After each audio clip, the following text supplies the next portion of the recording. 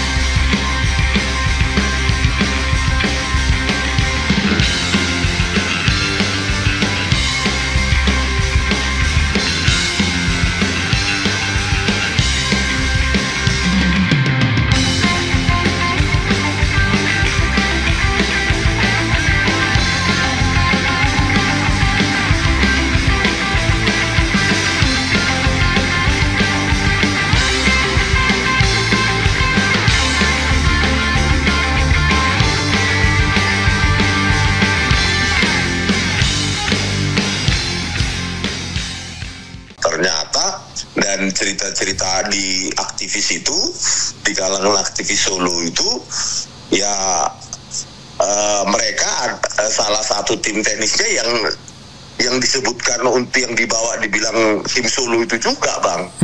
Mulai dari David, siapa lagi? David, Anggit, Widodo. David, Anggit, Widodo. Mulai pencalonan calon wali kota Solo tersebut, gitu loh, Bang. Jadi kami tanyakan apakah karena kan ceritanya pencalonan wali kota Solo oleh Joko Widodo ini kan bermula di Partai Amanat Nasional ternyata, Bang, menurut Pak Usman begitu, sebelum masuk ke PDIP. Jadi menurut Pak Usman bahwa Pak Jokowi itu bukan kader partai apapun, dia hanya seorang pengusaha, gitu loh, Bang. Nah, kalau ini bukan memang sudah diketahui publik, memang biasa kan pengusaha, gitu, Bang, pengusaha nyari partai untuk digunakan sebagai kendaraan politik. Makanya kalau ujungnya kemudian dia tidak setia pada PDIP, ya wajar. Karena pada awalnya pengusaha yang cari partai, ini bukan orang yang besar dari partai, begitu. Ya, oke, teruskan, Bro. Nah, setelah kita mendapati fakta bahwa Pak Usman sendiri pun sebagai sesepupan di kota Solo itu tidak pernah melihat ijazah Pak Jokowi yang dipakai pada saat pencalonan wali kota itu, ya udah cerita akhirnya mengarah ke sesuatu yang kami sendiri juga baru tahu. Menurut Pak Usman, ya Pak Jokowi adalah keturunan dari keluarga PKI, gitu. Makanya respon saya ketika Pak Usman kan cerita juga tadi ada keputusan MK yang membolehkan keturunan PKI itu dipilih dan memilih, gitu, Bang. Cuma kan terkait dengan seperti saya pemilih tahun 2014 yang lalu sebagai Pak Jokowi sebagai capres, harusnya saya tahu informasi itu kalau itu benar, akhirnya dan menjadi pertimbangan saya sebagai pemilih, kan gitu, Bang. Jadi Bro, ya, putusan MK tanggal 24 Februari 2004 menjelang pemilu legislatif, ya. Memang ada putusan yang akhirnya membolehkan ex-PKI untuk memilih dan untuk dipilih, ya, sebagai wujud dari rekonsiliasi, tetapi memang dia harus jujur, gitu, untuk menyatakannya, gitu. Oke. Itu berarti saya ingat tanggal 24 Februari karena 24 Februari itu hari ulang tahun Dr. Tifa. Dan istri saya. Oh iya, Bang, selamat. Oke, teruskan, Bro. Dan pikiran saya menjadi menerang jauh gitu loh Bang. Pada saat 2014 kalau benar Pak Jokowi adalah keturunan PKI, itu menjadi pertimbangan saya untuk tidak memilih dia gitu Bang, seharusnya. Ini kan hak ya pemilih juga perlu dijamin juga bahwa kita harus mendapatkan informasi yang seutuhnya dari calon, apalagi calon presiden yang akan kita pilih dan calon wakil presiden gitu loh. Kalau benar ceritanya Pak Usman sesuai dengan apa yang ditulis Pak Bambang Tri di Jokowi Undercover 1, itu harusnya kan pemilih punya hak untuk mengetahui itu seutuhnya, dan itu harusnya tugas KPU menjelaskan latar belakang yang selengkapnya dari apalagi calon presiden dan calon wakil presiden gitu loh Bang. Dan terkait dengan hal ini juga pikiran saya menerang jauh. Berarti kalau benar apa yang dikatakan Pak Usman itu, maka Gibran juga ya keturunan keluarga PKI juga Bang, kan begitu Bang. Kalau begitu saya nggak tahu, tetapi memang isu kan berkembang. Kan kalau benar kan Bang, ya, dia untuk bahkan dia bilang siap untuk dilaporkan bahkan katanya gitu ya, loh Bang. Memang tadi, kalau kita baca Jokowi Undercover 2 ya, kalau itu memang Bambang Tri menyebutkan kalau bahwa ibu Jokowi itu namanya Yap Mehwa. Yap Mehwa, bukan Sujatmi yang kemarin tahun 2020 meninggal. Kemudian nama bapaknya juga bukan Noto Miharjo ya, sebagaimana diakui saat ini, tapi namanya Heru Purnomo kalau tidak salah. Nah, tetapi sekali lagi kan susahnya di Indonesia ini tradisinya adalah kalau ada buku yang tidak disukai oleh penguasa, maka kemudian buku itu dilarang dan penulisnya ditangkap, kan begitu, karena menyebarkan fitnah dan lain sebagainya. Bukan diklarifikasi dengan buku atau dengan dokumen tandingan. Kan kalau misalnya memang itu tidak benar ya harus diklarifikasi dengan dokumen tandingan, kan buku dibalas buku, dokumen dibalas dokumen harusnya.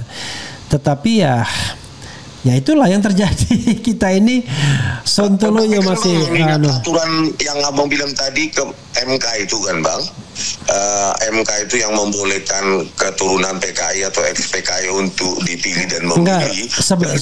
Sebenarnya begini bro, kalau kita dari sisi hukumnya itu kita harus membedakan antara keturunan PKI sama PKI-nya sendiri. Kalau dia keturunan PKI nggak ada masalah. Yang jadi masalahnya itu ex PKI-nya. Nah, kalau kita lihat ex PKI wis tua-tua, sudah tua-tua. Ya kan? Maksud saya kan berarti kan tidak ada aturan dilanggar kan Bang, kalaupun dia ex PKI, apalagi cuma keturunan PKI. Tetapi saya sebagai pemilih harusnya disajikan itu dengan informasi yang utuh supaya saya punya pertimbangan untuk memilih.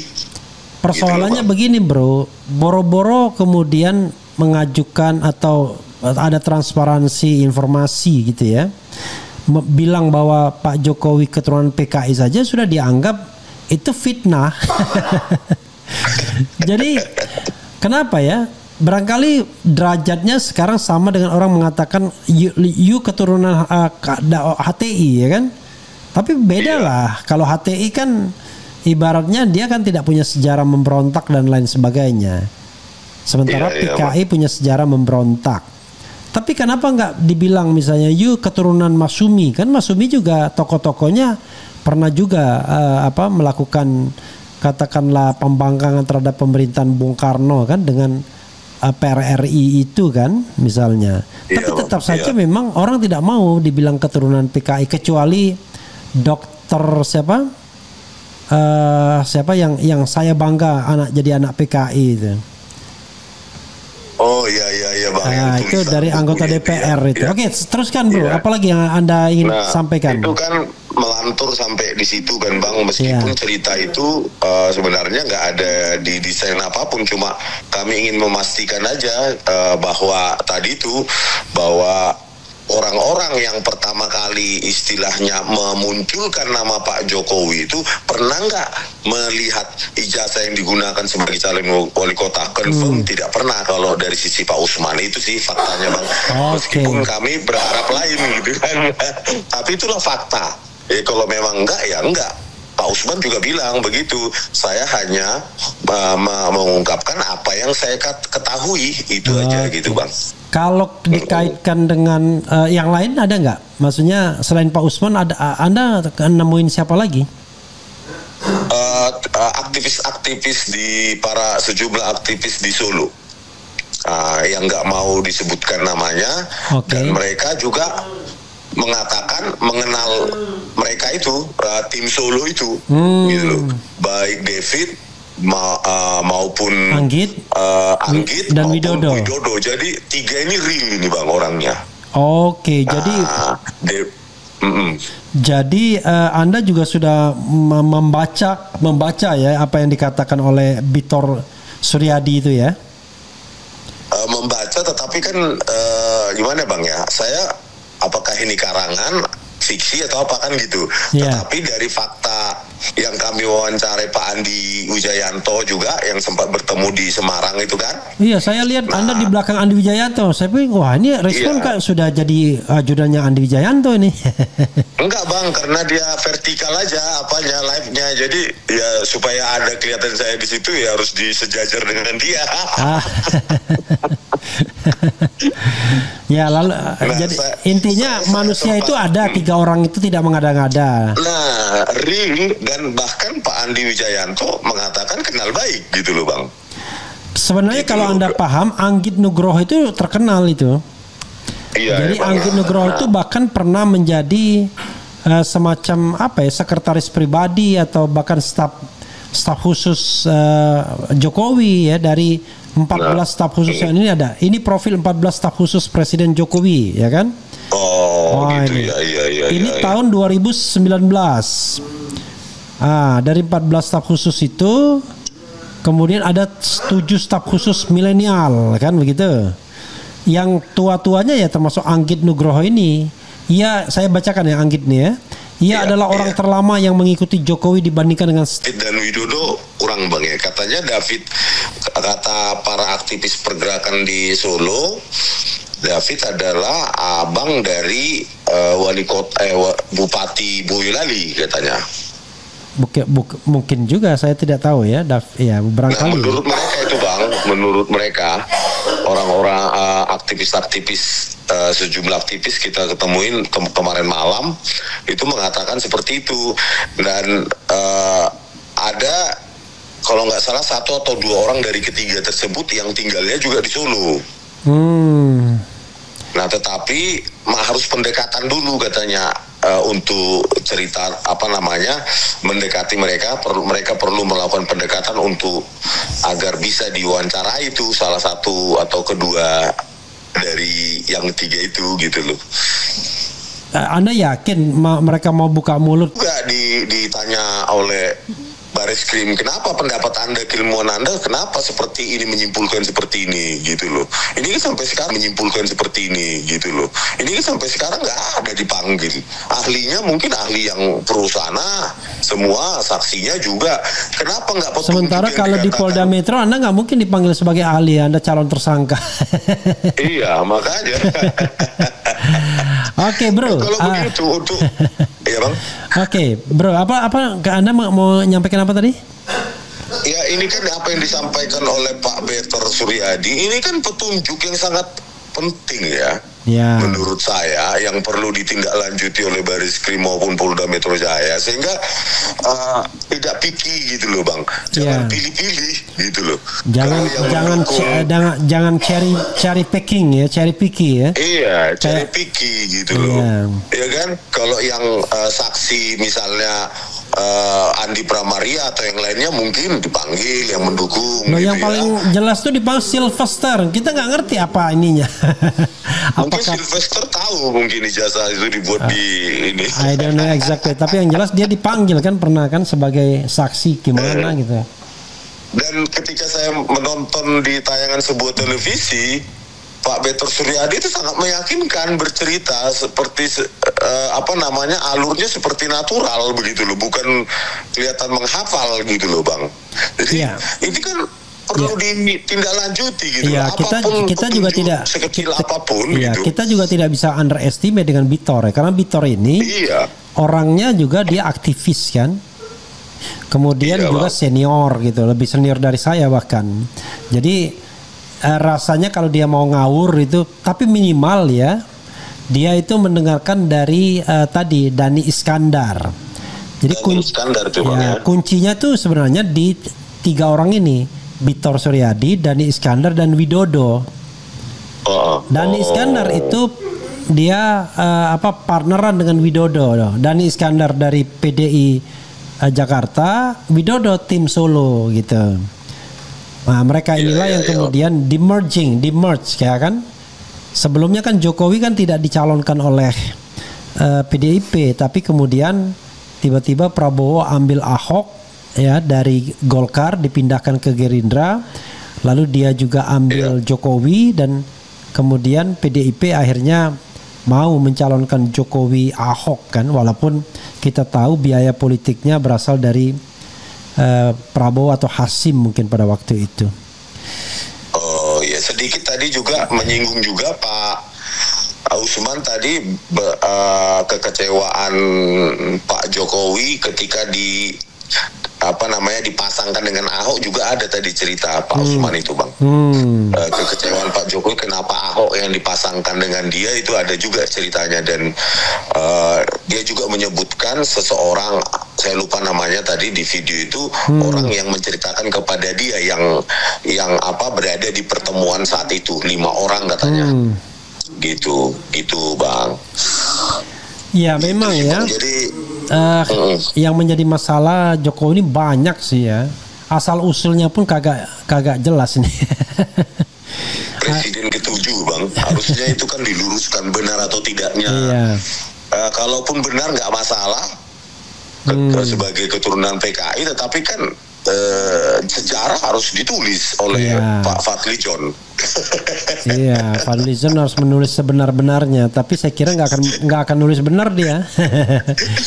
Karena itu sejarah itu harus ditulis oleh ilmuwan dan biayanya itu dari UNESCO. Jadi kalaupun misalnya ditulis oleh ilmuwan tapi biaya dari negara, ya tetap bias gitu ya. Gitu. Tapi kan semua kejanggalan ini kan sudah semakin banyak kan, Bang. Iya. Mulai dari kejanggalan font yang saya ceritakan, Times New Roman yang sudah sangat modern, rata tengah sangat sempurna, kerapatan titik-titik itu yang nggak mungkin itu diciptakan dengan hand press, letter press. Ini kan mengumpul semua ini kejanggalan-kejanggalan. Terakhir bantahan dari Pak Kasmujo terhadap pengakuan Pak Jokowi itu sendiri. Jadi saran saya, bro ya, Anda bikin apa yang Anda temukan itu secara baik ya. Kemudian Anda sampaikan ke Presiden Republik Indonesia dan pihak-pihak ke MPR, DPR, DPD, dan kemudian Anda sampaikan ke ruang publik juga. Itu menurut saya tidak ada cara lain kan?